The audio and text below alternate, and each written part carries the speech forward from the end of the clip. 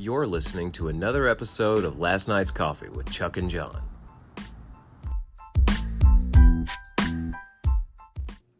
What's up, Nightshifters? We're back.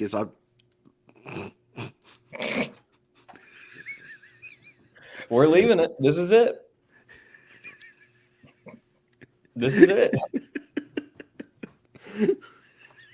This is how we roll. It's episode 134. We've done it 134 times now. My glasses are fogging up because I'm laughing and I'm sweating and I got a hat on and I'm looking into the lights. I can't even see John anymore. Good times. This is a podcast. It's called Last Night's Coffee with Chuck and Jon. And we're back.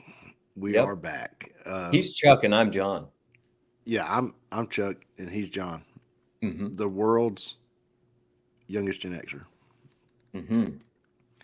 My glasses have fogged up totally now. Are you nervous about something, man? No, I started sweating when I started laughing.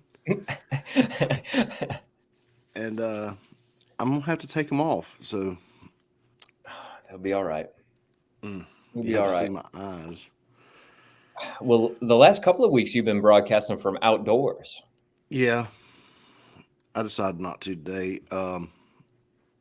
Even though it's like a jungle behind me with all Mary Beth's plants. She does have quite the plethora of houseplants. She does. Well, they're a rotating group of plants because half of them die. Well, I'm not half, more like a quarter. Yeah. You know, they don't make it through the winter.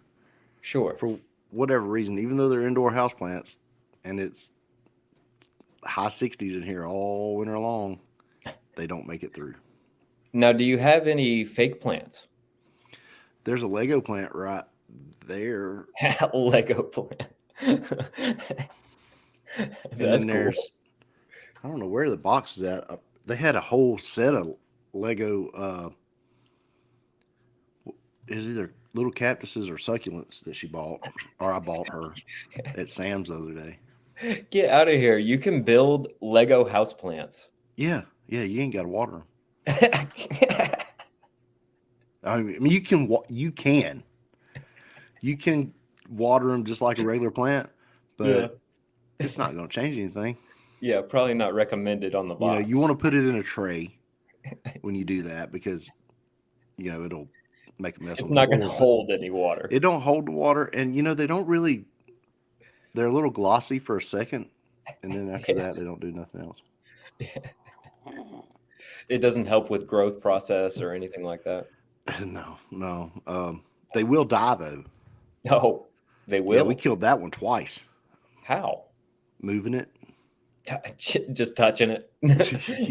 Yeah. It's you can't see the detail in it, but it's kind of got some long, skinny stems on it. I believe it. And I think they're just stacked, little round Legos. And if you hit that thing the wrong way, it's done. So you buy her these things and she has to build them. Yeah, she likes building stuff. Oh, really? She likes the little Legos and Lincoln Logs, things like that? Yeah, she's mechanically inclined. That was one of the first things that I noticed when our first Christmas.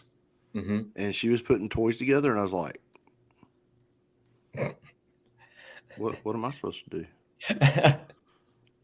Yeah, that's always my job for sure. Yeah, I thought I was the one that built it, but she just she worked with her dad for a while working on trailers. Okay. She can so do she's brakes. just got experience working with her hands like that. Yeah, she can do air brakes.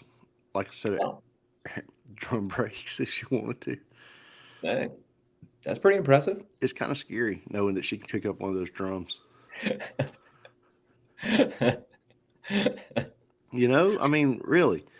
They're not light. They're not light. Those drums are about 80 pounds a piece. Yeah. And you got to pick them up and. Yeah, it's pretty difficult. No, that's awesome, man. Yeah, Catherine definitely makes me do all the building around here. Yeah. I'll come home and stuff will be took apart, and then it gets put back together. It's changed a little bit though. Now it's more like, are you going to fix this? I'm like, what? You know how to fix it? She goes, I know. I don't know. One thing I noticed about Catherine when we first got married was she's a dead-on shot, like with anything she picks up.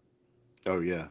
Like whatever we're doing, like we've done hatchet throwing, we've been to the shooting range. She shot my bow several times. Like she's always a dead-on shot. Yeah.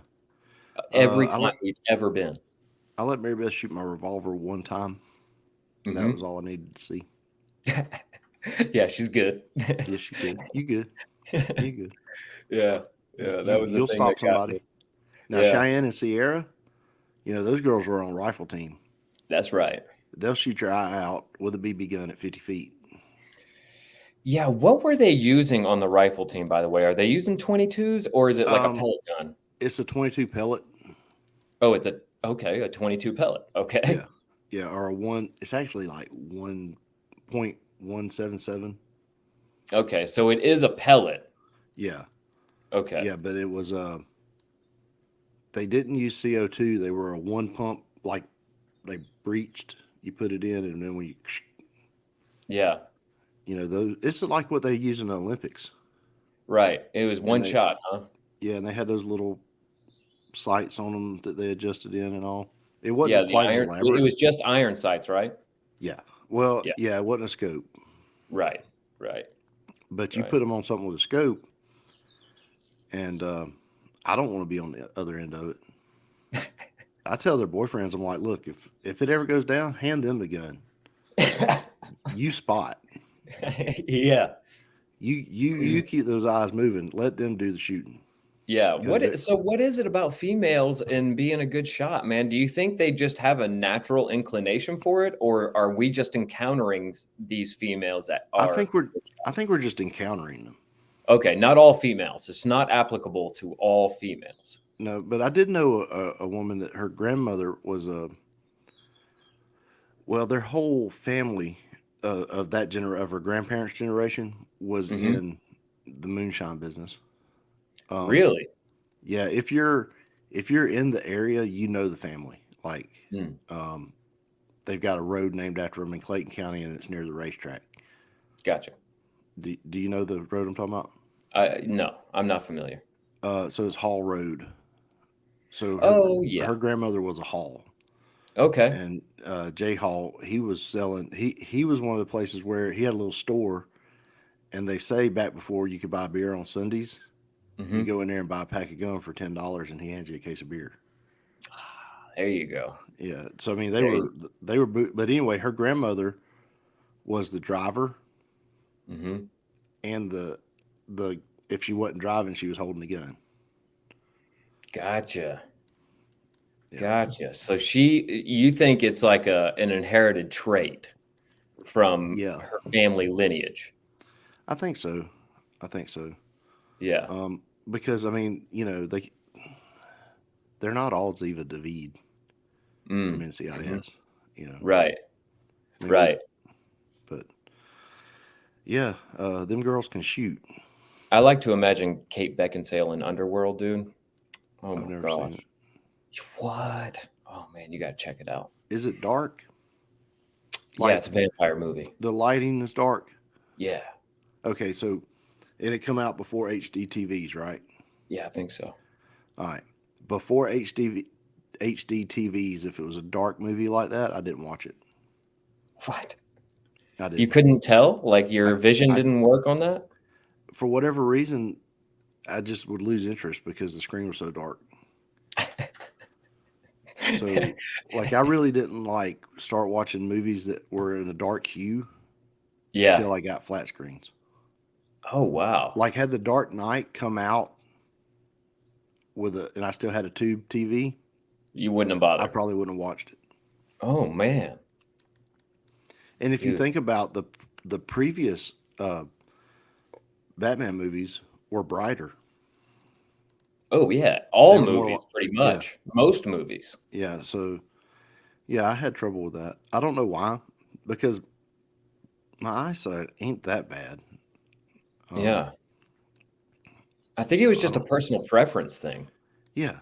Yeah, I would like it. Like there were some movies you'd watch in high school that were kind of a darker tone to them on the film, not the movie itself, but the film. Mm-hmm. And in class, and I'd be gone. I'd fall asleep. That's so funny. That's I did so funny. You okay. just lose interest. Yeah, I did okay with the Red Fern Grows. When we watched it, What but about like Old Yeller? Old Yeller, that's a good one. But there's one I'm trying to think of. Oh, Macbeth. We watched Macbeth. Macbeth in high Oh yeah, school, and that was definitely a school movie. yeah, and it was it had some scenes where it was dark, and I was Yeah. gone. Oh man. Dude, you remember those naps on desk? Yes. Yes, of They course. were awesome. Yeah, man. I would love to take a nap like that again. That lean forward and rest your head. Yeah, and it don't work. I've tried it on the table. It's not the same. Those school desks, they hit differently.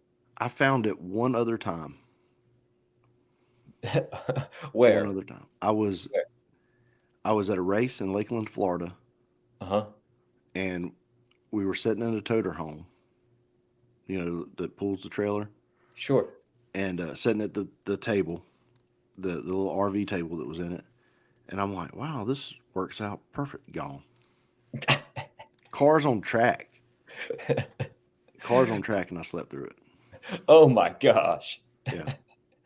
Was it you that showed me that meme with the school chair and it's like the back cracker back, 5,000 or whatever? 5,000.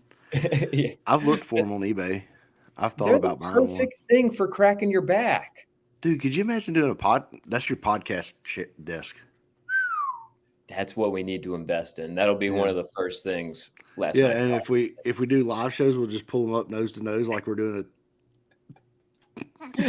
like a group project. And if we have a guest on, we bring two more in.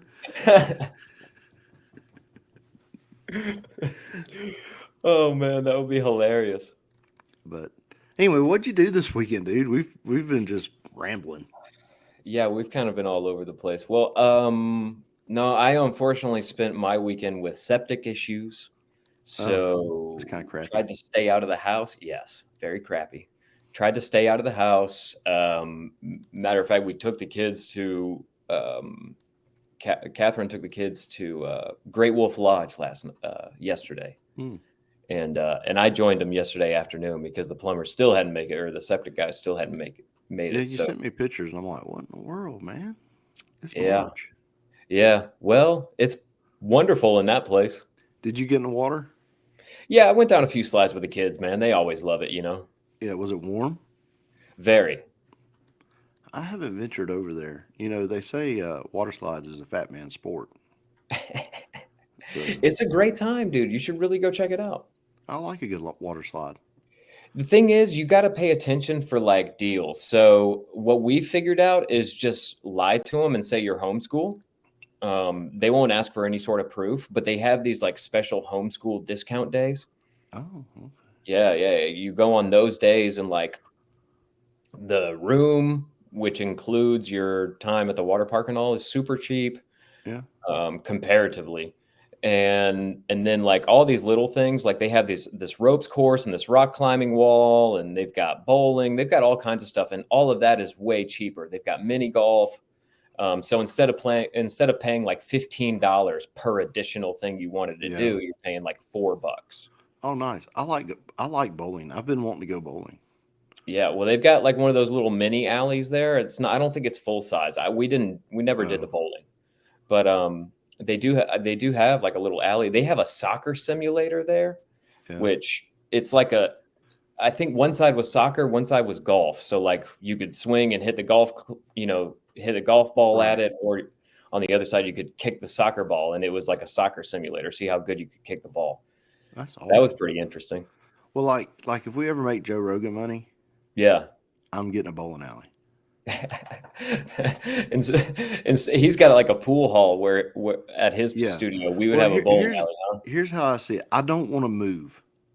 Yeah, I like I like my property. I like my house, the size of my house. Right.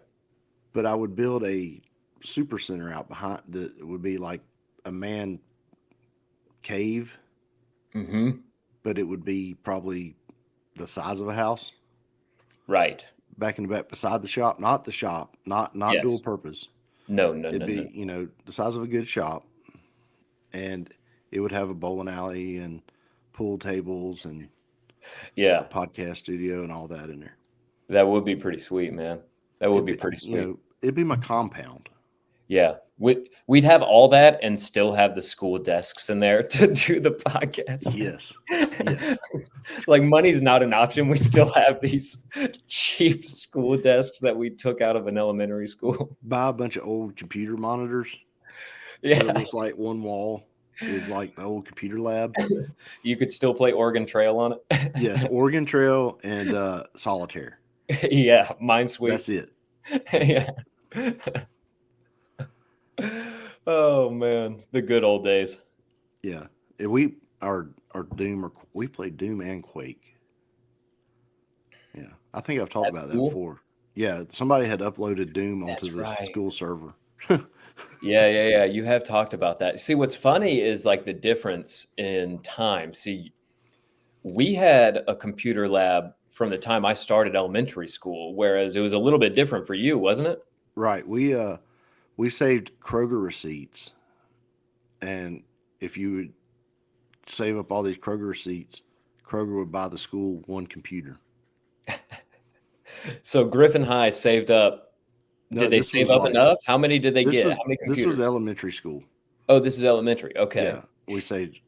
I don't know. I had an advantage.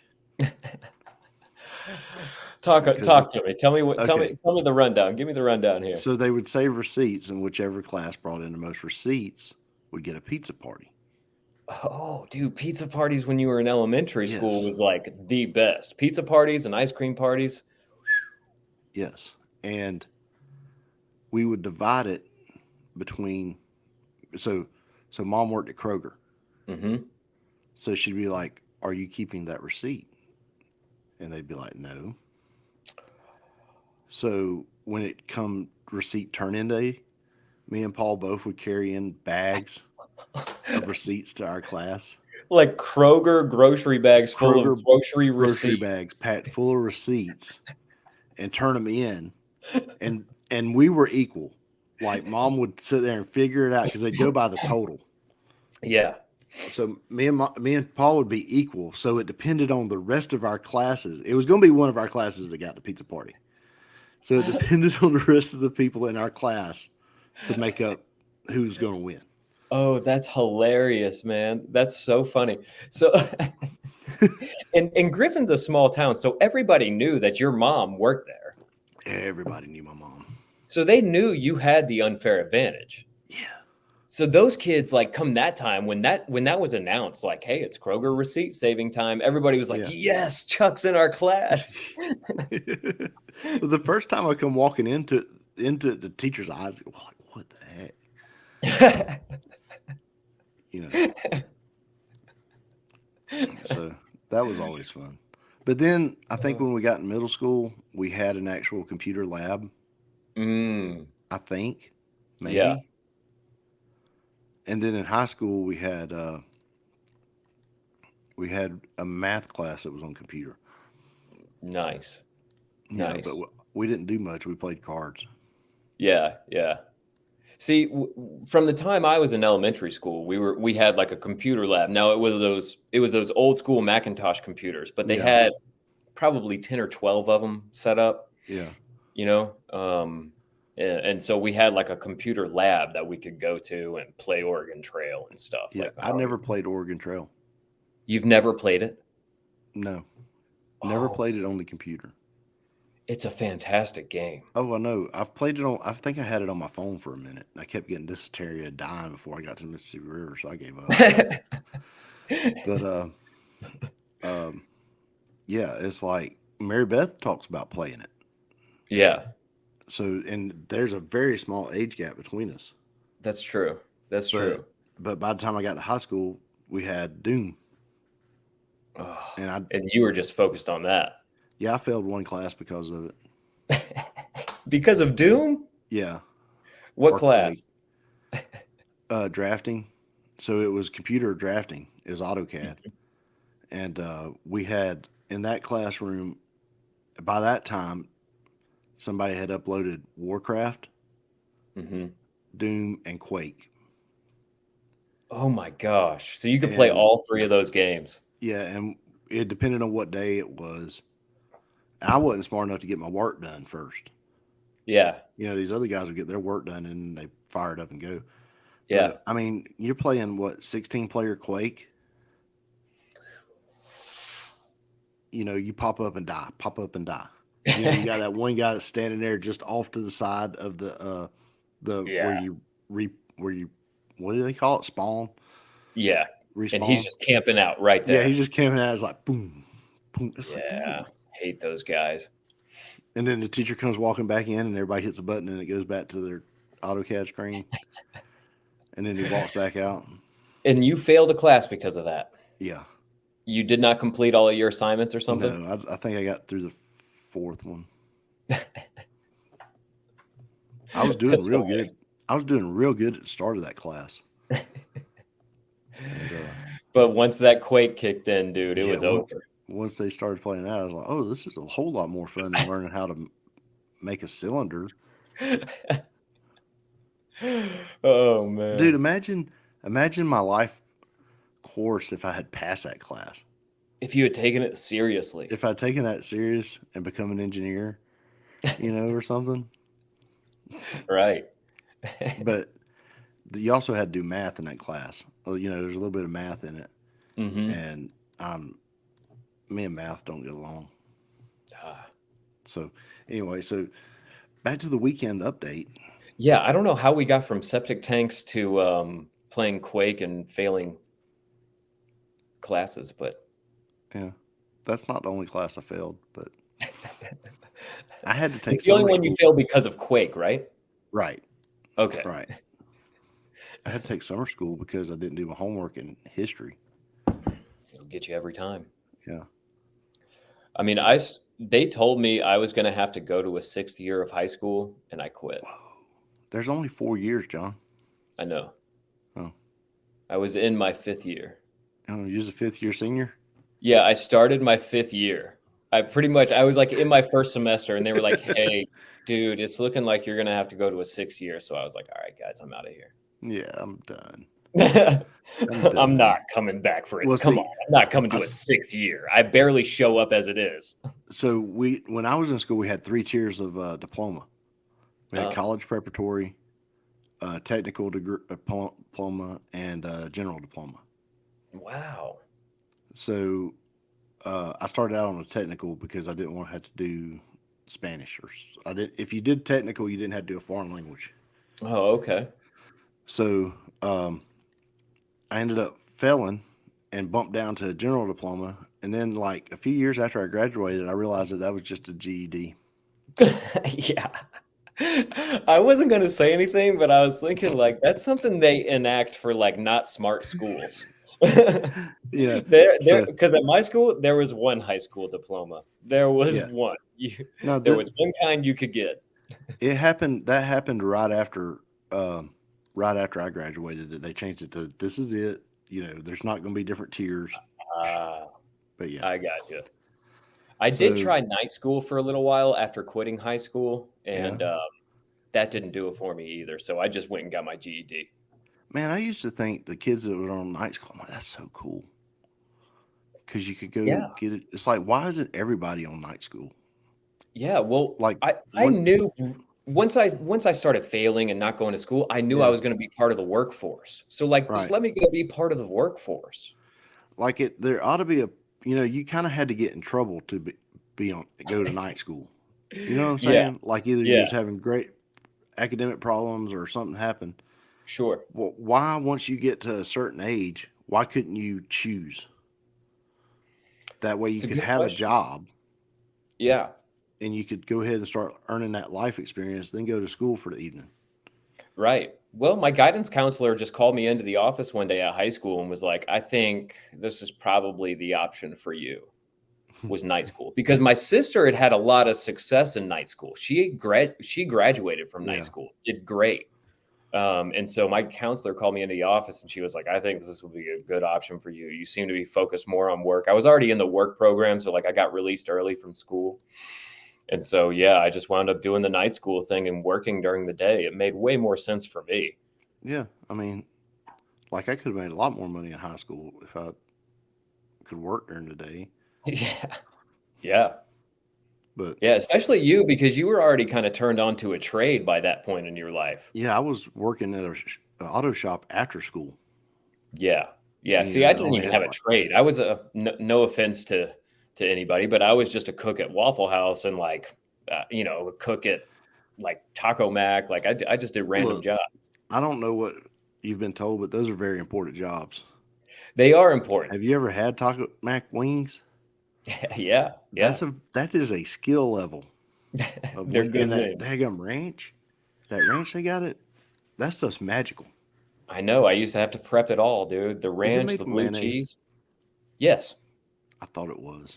Yes, mayonnaise and sour cream, I think, are both mixed in, if I remember correctly.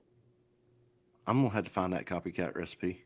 Yeah, you can find it. And blue cheese is similar. It's not far off. I think blue cheese gets different ratios with the blue cheese crumbles. Yeah. Come on, man. Be a grown man. Eat that blue cheese. I ate blue cheese one time. I did. Have you ever had a dry aged steak? Yeah.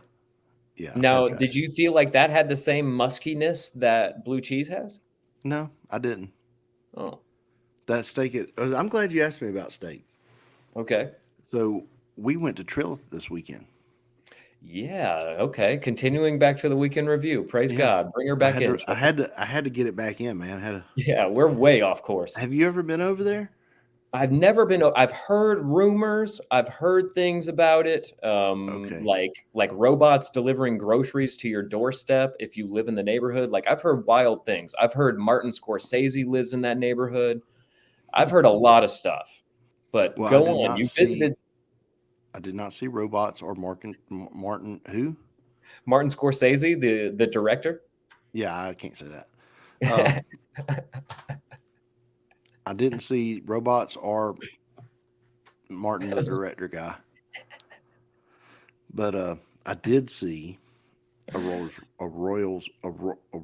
Royce. You did? Yeah, I saw some Porsches. Did you see who was driving said Rolls Royce?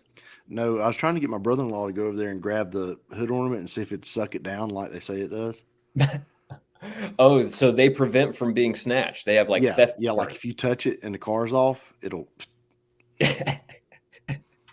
It's got a trap door. Yeah, but he was trying to remember what rugula was, and I love you guys. You guys are standing next to a Rolls Royce, trying to remember what arugula is. So they had them little towers that's got the herbs in it and all that. Yes. They're growing it, and he's like, "This is that, man. I can't remember what that is, but I think they put it in a salad." And Mary Beth comes walking out, and she goes, "Oh, look, arugula."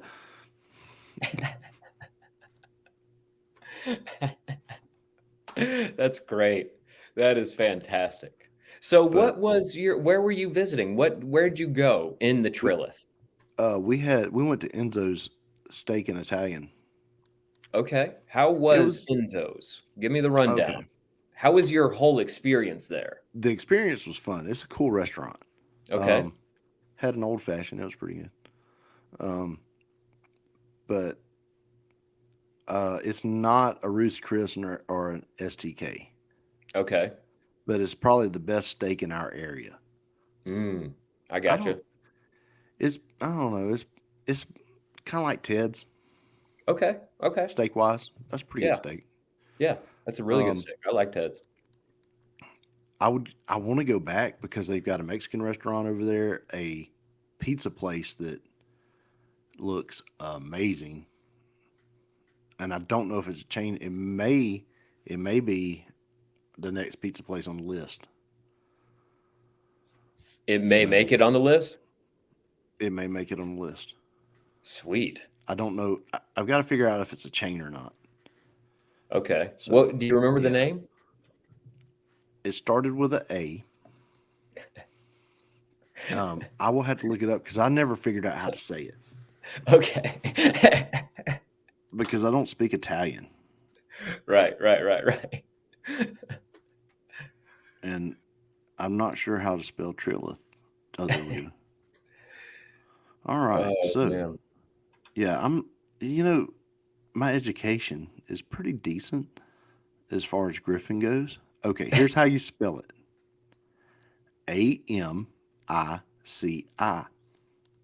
Amici. Amici. That's what Mary Beth kept saying. Yeah. Amici. Okay, is that a chain? I don't know. You'd have to look into that. I'm looking it up now. So Amici Cafe. It's got a cool logo. It looks kind of like that. Oh, sweet. Yeah. So let's see. We'll hit locate. Oh, so there are multiple locations. Okay. But that doesn't mean it's a chain. Yeah, that doesn't mean it's necessarily it. Unless it's like several states. Are we talking about states? Got to reset the map. Uh-oh. Okay. There's one in Madison, one in Covington, one in Athens, one in Oconee, Watkinsville area, Lake Oconee, Conyers, Milledgeville, Monroe, Macon, Easley, Fayetteville, Covington. So yeah, they've just been making their way down here. Yeah, they're just in Georgia. Yeah. So I don't know. I say it makes the list, I guess. Their Stromboli looks amazing. I could go for a Scrombolini right about now, dude. But then they got the microbrews there. We stopped in for a minute while we were waiting, and had a little drink. Yeah. And yeah, it was. They got a place called Fairway Social. Okay. And it's like a little. They got bar food and a bar. Mm-hmm. But then they've got these stalls. Like the golf where you swing and hit the golf ball and it hits the screen, but it really goes on. So they got a bunch of games like that. They got it's a bunch golf of simulator. Yeah, they got those golf simulators. Mm-hmm. But each booth has multiple games in it that you can play. Like you can play golf, you can play basketball, you can play like knock stuff down, like throw something and knock stuff down. Yeah. So Mary Beth wants to check that place out. It's neat. It's neat because it's like a little old town. Mm-hmm. I mean, I'd go back. I want to go back. Yeah. I don't and want it's to live directly there. across from the movie theater, correct? Yes. Okay. Yes, and it's we saw a sign for the houses. Mm-hmm. They start at 500 and go to 4 million. Holy smokes. Yeah. So they can accommodate smokes. I've heard the $500,000 ones are like the tiny homes as well. Oh, really? Yeah, it's like legit tiny home. Yeah. I wish they have apparently a section for tiny homes in that neighborhood. Oh, okay. Yeah. Okay. Did you know the Kathy's own it? I did. Which surprises me since they serve alcohol. I mean, but I guess they don't own the restaurants. Right. Yeah. Right. And I mean, the old man's gone. We knew there was going to be some changes. Yeah, there's some changes. Then that Mexican restaurant, they've got a window that you can watch them make the tortillas, the taco shells and stuff. No way. Yeah. Like press them out and everything? Yeah. Ooh. Yeah, that was pretty neat. Oh, heck yeah, dude. That would be really nice. You should take Catherine out for a little date night. Well, we've got our anniversary coming up, but we're pretty set on going to Ruth's Chris, man. Okay, well, I'd do that too. Just for traditional purposes, because that's where we went on our honeymoon. We're pretty set on going to Ruth's Chris. Well, the pizza place is a reasonable price. Yeah. Go there and get a pizza. Yeah. So, yeah. We'll try that just for a regular old date night sometime. Yeah, that would be cool. Regular old date night. Go get you a pizza. We don't get those enough, I'm telling you. Dude, nobody does. Yeah. Nobody does. Well, let's keep on moving, man. Let's pull these notes up and let's do it, dude. Stuff out. We had a local man make it into NASCAR. Yeah. So if you don't know who Bubba Pollard is, you should. You should. I know you've seen his family's company on all the trash cans in Coweta County. Yep. And some in Fayette and Spalding. That's But right. Bubba Pollard, he's a late model driver. We've talked about him before. I've wore his shirt before. He will be running one of Dale Jr.'s Xfinity cars at Richmond. Mm-hmm. It's pretty cool. They've got T-shirts and they've got a die cast. I try not to buy many die casts because I feel like it would be a problem that I couldn't stop. But this is when you're going to buy? I'm going to buy this one. Okay, cool, cool. Yeah, I feel so like when is Richmond? It's March, middle of March somewhere. It's coming up here pretty quick. Okay, cool. So I'm super excited. What do you think made a sponsor take the chance on Bubba? Because for anybody, I mean, there's reasons why he hasn't really broke into the NASCAR scene already, I think. And some of those reasons, if I'm being honest, is that he's rough around the edges. Yeah. He don't hold his tongue very well. He don't hold his fist very well. No, he don't. Oh, he can swing a good fist now. He holds them well. Right. So, but those are reasons why sponsors and teams wouldn't take a chance on Bubba. Why do you think he's getting this opportunity now? I think the sport's changing a little bit. Josh Berry. So Josh Berry drove for Junior in a late model stock, which is a little bit different than the late models that we run around here on asphalt. They're closer to a cup car, but anyway, or an Xfinity car now. But he was driving Junior's late model stock.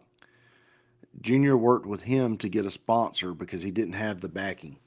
You've got to come in. Sometimes in racing, it's not always about the talent. It's about what can you bring with you, and you got a little bit of talent. I see. So Junior worked with him. They were able to put a few one-off starts together with, I think it was the '88 car that Bubba's going to be driving, and now he's running a Cup. He got a sponsorship. He's running a Cup.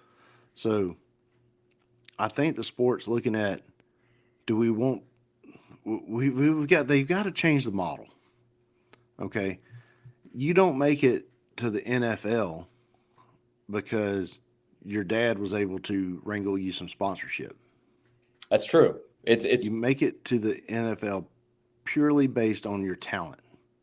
For the most part, yeah, it's talent based.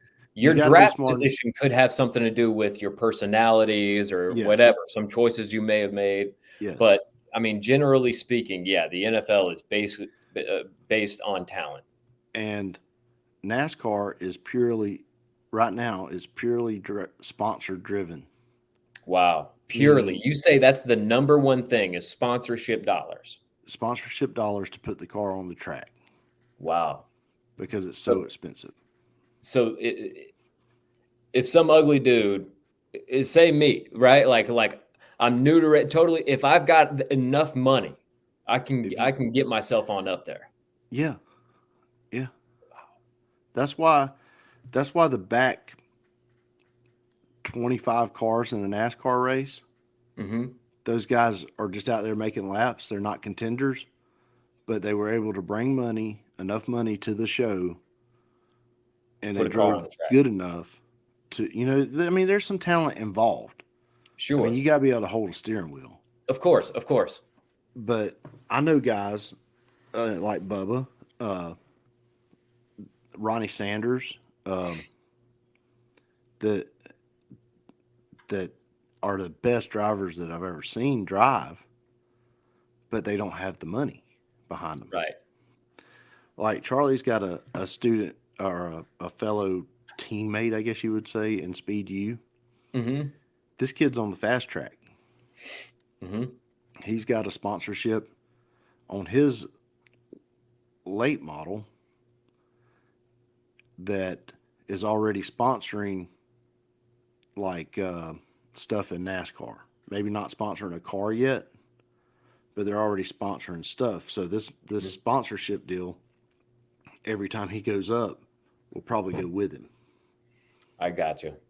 And I mean, he's a good driver, but Yeah. at the same time, there's a lot of good drivers out there, but Sure. they don't have that path because Sure. they don't have the money.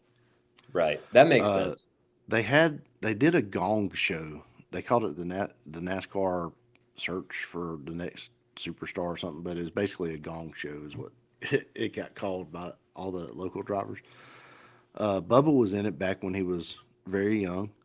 And like one of the things they wanted him to do was go by his first name, Andrew. And he's like, that's not necessarily what I go. That's not my name. I'm Bubba, Right. you know, and that cost him there. Oh. I mean, he flat out outdrove a lot of the people in it, Yeah. but you know, he wasn't marketable. So you think the main reason he hasn't gotten the opportunity is the sponsorship dollars? Yeah, Yeah. because it's a sponsorship driven sport like it is. Yeah. But you think the sport is attempting to change? I think the sport's attempting to change. I think, you know, they're calling for it to change. It used to not be like that. It used to be you showed talent, and say a car owner would be like, well, I got a car and I got this company that's willing to come with me. Let me find a guy. Yeah, Dale they take a Earnhardt, chance on you. take a chance on this guy. Mm-hmm. But nowadays it's not like that at all. Mm. And I mean, it's to the point where Jeff Gordon was on the Dale Jr. Download the other week talking about Hendricks Motorsports. He said Hendricks Motorsports hasn't turned a profit in 10 years. Whoa. Is the sport dying that much? What's going on? It just keeps getting more and more and more to race. I Mm. mean, these guys, well, I showed you that block the other day when we were looking at stuff on Marketplace, and I showed Yes, you you that did. NASCAR block versus a stock block. Sure. Huge And difference. Huge difference, but it's still considered a Chevy small block V8. Yeah, so I get it now. So it's just for everything to put a car on the track, it's just Yeah. getting so expensive that they can't turn a profit. Right. Wow. Right. And you're not having, you know, there used to be like Hendricks is a perfect example. When he come into the sport, it's basically his Days of Thunder is Hendricks' story. The City Chevrolet. Mhm. City Chevrolet was his dealership. And he was self-funded.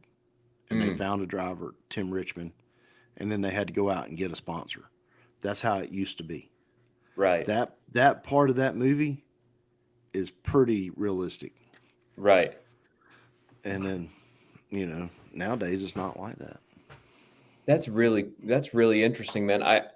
I hope the sport does come around, and I hope it does become talent based and allow a little bit more of the rough around the edges. You know, that's part of what people enjoy about NASCAR. You Yeah. know, like I mean, I I don't can remember, like, okay, I know. Look, I'm not going to speak Tony Stewart's praises by any means, I like but to Tony Stewart. remember the days of having a hothead on the track like that, you remember?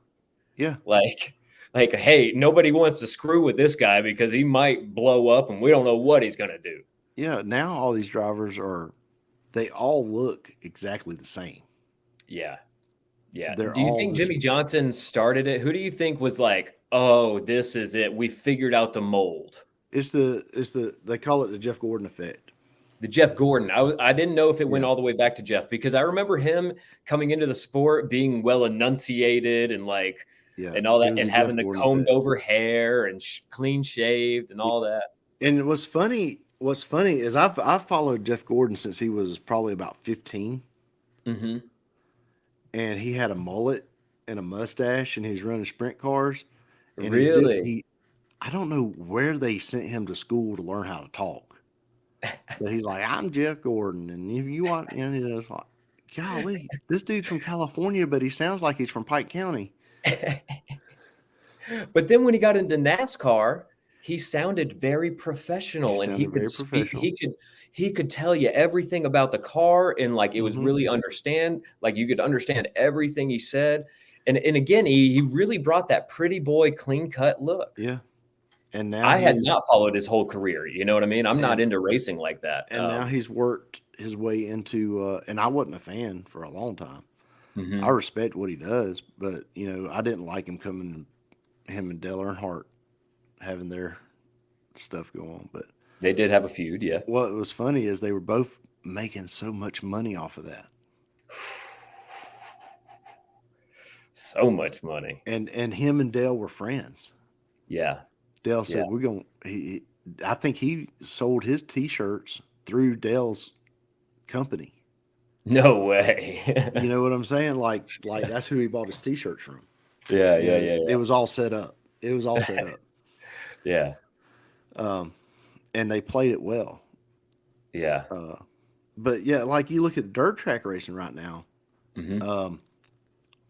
A lot of it's like, go put your car on the track, show what you got, and then sponsors will start coming and talking to you. Yeah.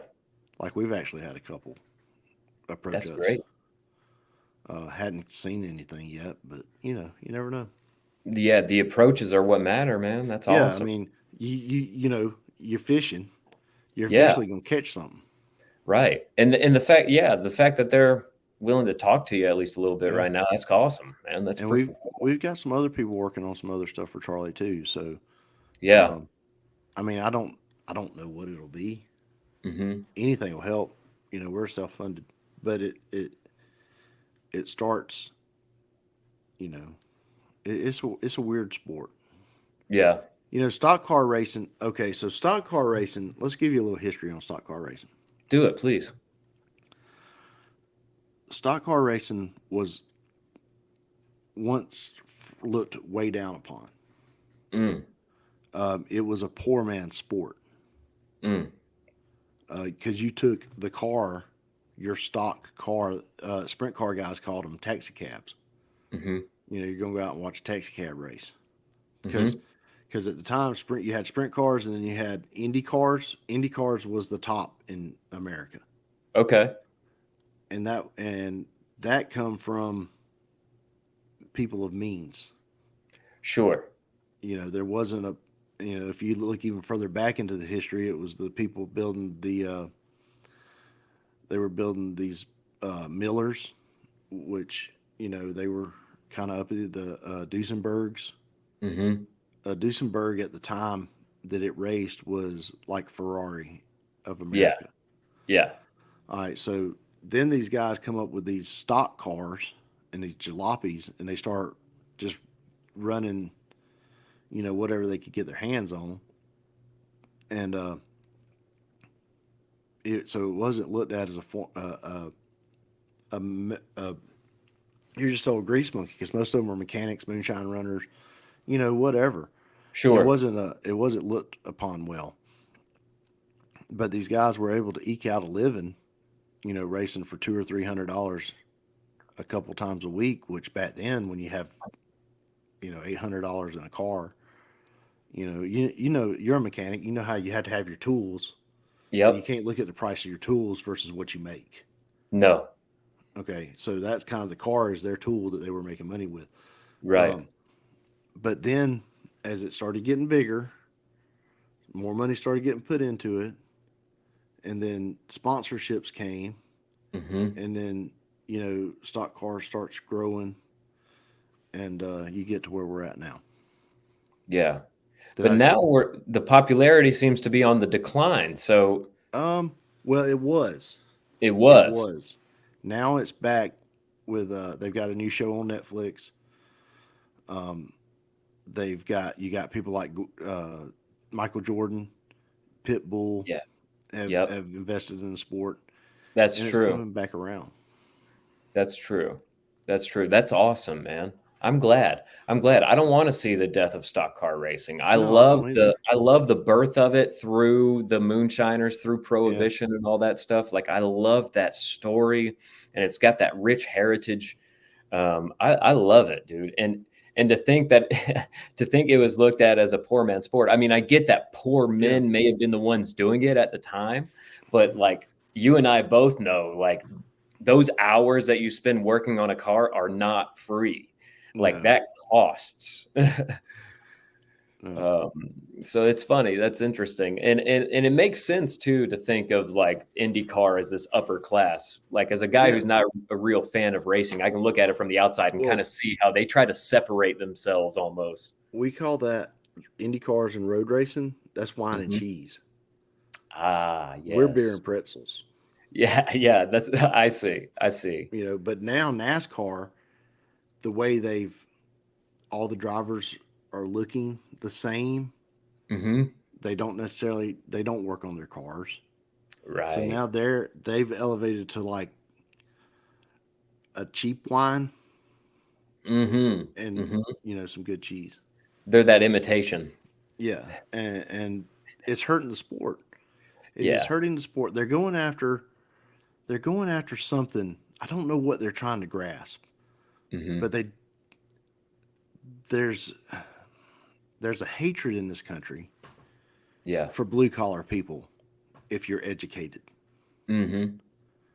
So now that everyone that is running NASCAR, the France family, so Bill was a blue collar guy. He was, you know, the guy that started it. The guys that started NASCAR, they were all blue collar guys. Well, now they've been so successful, they've all been through college and all this stuff, and they've gotten that hatred for the blue collar American that that all the other people that's gone through college tend to have. Well, that's sad, man. That's really sad. And I hope that teams and owners can get over this whole cookie cutter driver thing. I do too. We need some personalities. And they're trying to manufacture rivalries. Yeah. When you start getting to that point where you've got to make up storylines and stuff like that, that stuff needs to be organic. That needs to happen on the track. So, I don't know, man. Well, let's jump to another sport that's looked down upon. How about that? Let's take an ad break first.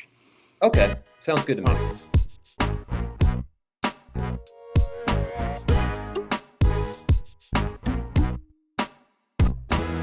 John, do you always drink your coffee out of that kind of cup, or do you ever use a mug? Occasionally I'll use a mug, but I'm normally on the go so much that I keep it in like a travel mug that keeps it hot for a long time. Have you ever noticed that, like, if you're drinking your coffee out of a mug, you can sit there and sip on it for an hour and it not get cold.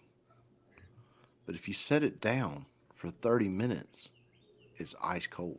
Why is that? Yes, man, it's got something to do with temperature. Especially if you set it on a cold surface, it's game over. Yeah, I think it's if the mug gets cold. Yeah, but so are you keeping the mug warm by keeping it in motion? Well, air is one of the best insulators there is. Oh, okay. Yeah, I was just wondering that. That's why, like, on exterior walls on newer houses now, especially, they're doing 2x6s on exterior walls for a little bit more of a gap. I think mine's 2x6. Yeah, not all houses are like that were built back in the day, but most new ones, I'm pretty sure, are 2x6s. They got the big gaps. I'd have to take it apart and see, but it looks like it's pretty thick. So let's talk about wrestling. Let's do it. Another sport frowned upon by, the majority. Yeah. There's not a lot of college educated folks that get deep into wrestling. I wouldn't think I ain't trying to pick on college educated people.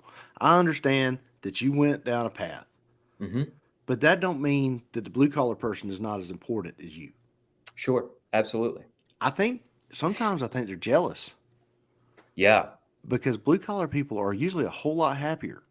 Usually a whole lot happier. Yeah. You know, it makes people mad when something simple brings people pleasure. Sure.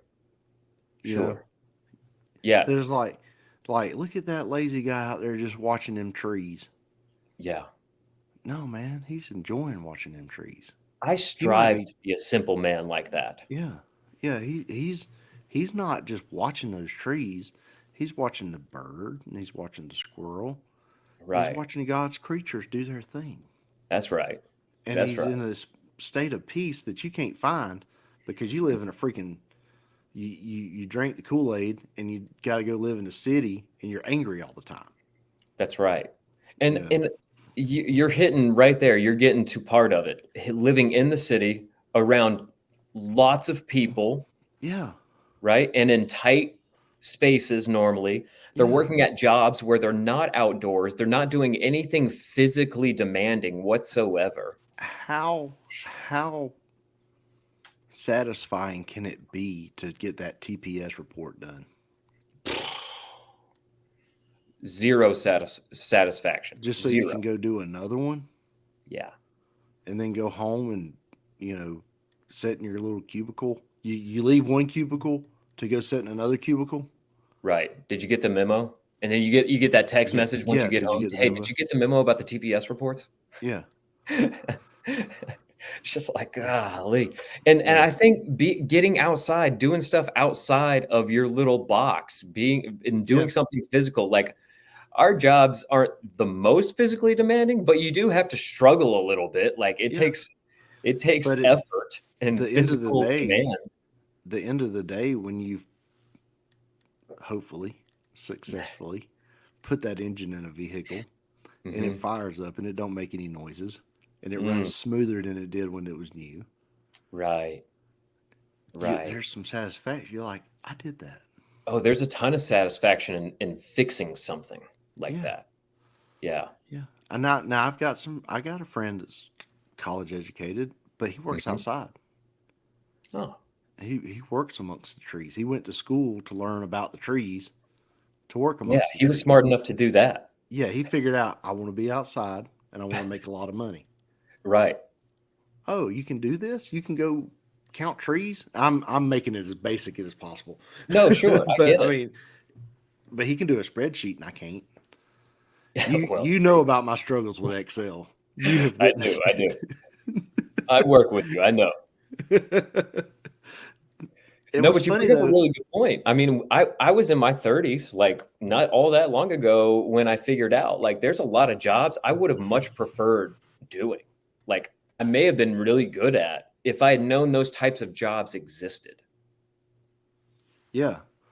Yeah. You know? I mean, like nobody told me in high school that there were people that made their living writing NASCAR report, news report. Right. And I'm like, wow, that seems like that's pretty satisfying, probably. Right. Probably. There's satisfying college jobs that you get from a college education, but the average person is not going to it just don't appeal to me. Right. The engineers, you got to have a college education to be an engineer. Yeah. But it's just, whatever. I don't know. Let's get off that. Let's talk about wrestling.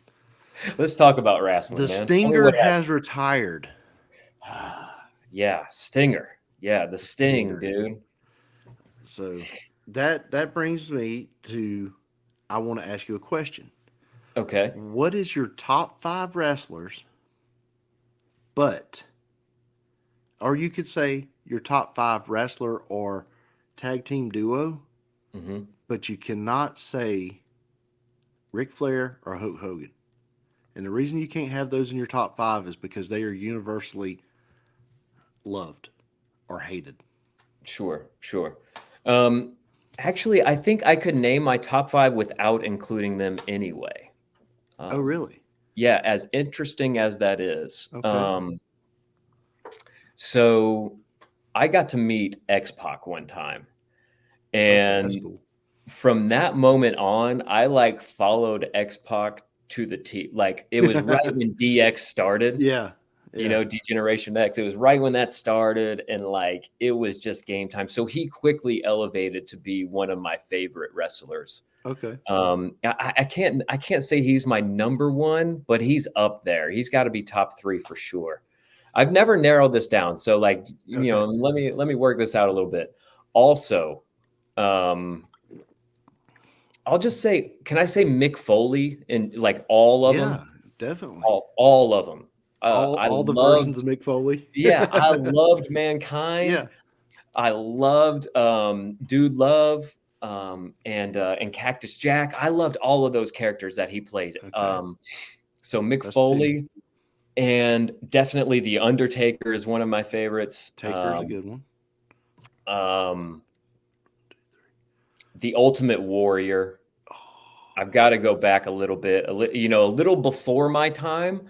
Yeah. Like that was right when I started watching wrestling, was with the painted face and all that stuff. The Ultimate Warrior just flying down with the, with all that stuff going on. That was a big deal to me. That's 4. Yeah. I got to go Hacksaw Jim Duggan. Okay. Yeah. That's a little before your time, but okay. Still before my time. Absolutely. Yeah. But the 2x4 and all, you know what I'm saying? Oh, like, come on, dude. That was like it was kind of like right when I started watching wrestling. Yeah. It's right when I can at least remember watching wrestling was like the Ultimate Warrior and Hacksaw Jim Duggan. So like those really take me back. So the majority of yours are WWE performers. Mm-hmm. So this is where the age gap comes in. Okay. And I stopped watching wrestling when WCW folded. I was thinking about it this morning. Because I was watching some clips on Sting retiring. Mm-hmm. And I don't know how the match worked, but there was Crow Sting, Surfer Sting, and Red Sting all together versus one guy. They found body doubles. Dude, and they look just like him. They don't have Sting. If you look at Sting's side profile, he's got a very distinct, very recognizable side profile. Yes. That's how you could always tell when they would do the multiple Stings. Yep. And which one's the one is his chin. Absolutely. That would always give away which one was the right one. But it got me thinking, okay, what are my top 5 wrestlers, not including Ric Flair and Hulk Hogan, just because they're icons. Sure. So I'm gonna have to go with Sting as one of my top 5. Yeah, he almost made my top 5 because I remember the colorful Sting. I got all the phases of him. Praise God. Yes, I got all the phases of Stings, which was really cool. And this is an odd one to be a favorite wrestler, but Buff Bagwell. Buff Bagwell? You love Buff Bagwell? Because Buff always made me laugh. I love the Bagwell brothers. I met both of them. You're talking about the Steiners? Oh, no. There was it was they were American males. Brothers. Yeah. American Buff males. Bagwell, that's right. Yeah. So Buff Bagwell always made me laugh when he'd come out there and he'd be like, I'm buff and you're fat. It didn't matter who it was he was wrestling. I'm buff and you're fat. Yeah. That always made me laugh. And he's just so freaking goofy. Yeah. Buff was one of my favorites. Now we're going to go. I said it could be a tag team duo. Yep. It would be the Steiner brothers. Together. I met them. I haven't met them, but I like the original when they come from Minnesota and he had on the headgear. And they were still. I remember that the old school Steiner brothers. I really like that. Rick and Scott. I met him when I think it was Scott, right, who bleached his hair. Yes. For a long time. Yeah, I met him at the Atlanta airport with. And then he put the fake muscles in. Yeah, dude, they had to be fake, right? I would hope so. They were so perfectly like mountain. It was like there was a little golf ball right there. It was insane. Not a little golf ball. It was like a humongous softball. Like a wiffle ball. Wiffle ball size. Arn Anderson. Good choice. And DDP. Dude. So did you like that highlight reel I sent you the other day of all the diamond cutters? Yeah, man. It was every diamond cutter from Monday Night Raw in 1997. I watched every one of them too. Yeah, so I liked DDP. So that's my top 5, not including Flair and Hogan. Wow. Now, who was your least favorite wrestler? Like if he Oh. come out there, you're like, man, forget this. I don't even want to watch it. I never liked Triple H. I didn't like Triple H either, but I didn't watch WWE or F. I never liked Triple H. I was a big fan of Austin, though. So they kind of had the feud. So I don't know if that played into it. I'm trying to think. And part of my hatred for Triple H was I couldn't stand Stephanie McMahon. Whenever she would get involved, or Shane McMahon, whenever those two would get involved, I hated it. But again, we're relating to my era. I was more into the Attitude Era of wrestling. Right. Oh, let's see. I'm trying to decide who was your least favorite. My least favorite. I didn't like Ted DiBiase then. I don't even know who that is. The $1 Million Man, Ted DiBiase. Oh, okay. Now that you say his nickname, yeah, I remember that. Yeah, I didn't like him back in the day. You do like him now? I kind of like him as a person now. Like I've seen some of his struggle he's gone through, and I've kind of heard about some of that stuff. Right. But back then, if he was on, man, dude, it's just like, whatever, dude, go away. You didn't even watch his matches. Yeah, and then a close almost made the top 5 was Dusty Rhodes, American Dream. Yeah, that's a good one.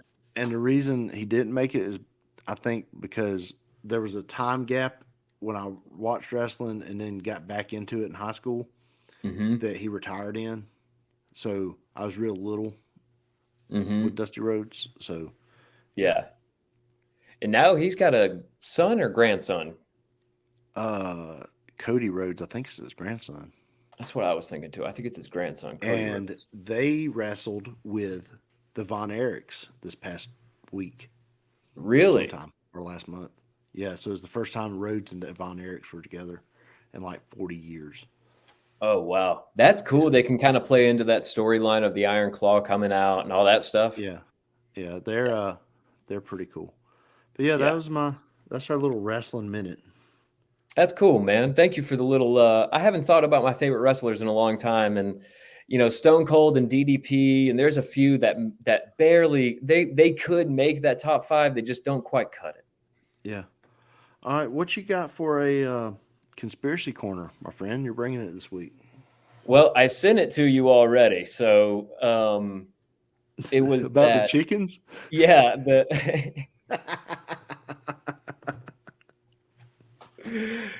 I just think it's so hilarious. The conspiracy is about conspiracy theorists. Yes, it's the gateway drug. Yeah, chickens are the gateway drug. And so the conspiracy goes that owning chickens is the gateway to opening your eyes to some of the conspiracies involving our food and our nation and things like that. So like when you own chickens and they give you eggs, you start realizing that eggs aren't white. They aren't supposed to be white. Right. Definitely not completely bleached white. Right. And then when you crack it open, you see the yolk is not like a pale yellow. It's like a rich, orangey, reddish, has substance to it type of yolk. And it's not this dingy little pale yellow yolk. And you start asking, like, why are the eggs that I buy at the store so different? And then that starts uncovering different conspiracies involving our food and mass produced food and monoculture, agriculture and things like that. So, yeah. What did you think about that? Do you like the conspiracy about conspiracy theorists? I like the conspiracy about the conspiracy theorists. I think that's a pretty good way to put it. But I do not like farm fresh eggs. Really? You don't? You prefer like a store-bought egg? Yeah, they're too eggy for me. Mm. I don't like Like I don't like a real done egg, Mm-hmm. and no matter how you cook and you know how when you cook an egg and it gets really done and it's got that really eggy taste to it. Mm-hmm. That's how all farm fresh eggs taste to me, and Oh, I'm that's just interesting. I I guess I'm love just a a good product. farm fresh egg. I guess I'm a product of the system. I think that's what it is, man. That's what Yeah, your mom was bringing home those Kroger eggs all the time. them Kroger eggs, man.